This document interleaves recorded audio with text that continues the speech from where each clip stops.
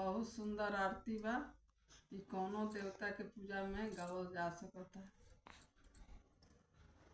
आरती करिले कपूरवा के, आरती होला सुबह के।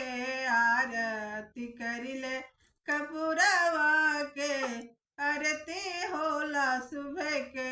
पहली आरती अयोध्या में होला, पहली आरती अयोध्या में होला। राजा दशरथ जी के द्वार हो, आरती होला सुबह के। राजा दशरथ जी के द्वार हो, आरती होला सुबह के।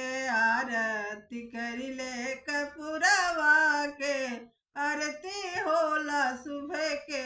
आरती करिले कपूरवा के, आरती होला सुबह के।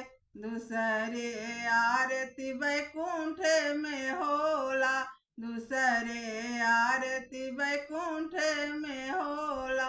राजा विष्णु जी के द्वार हो, आरती होला सुबह के।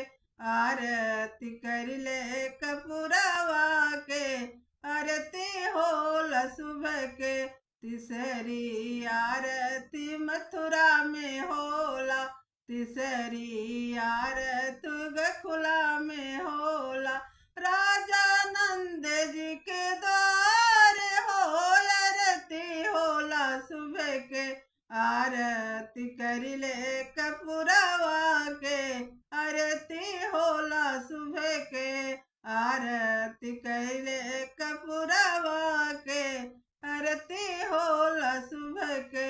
चौथी आरती कलकत्ता में होला, चौथी आरती कलकत्ता में होला।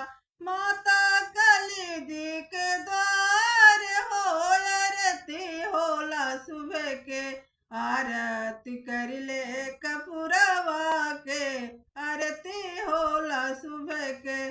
पांचवे आरती कैलाश में होला, पांचवे आरती कैलाश में होला।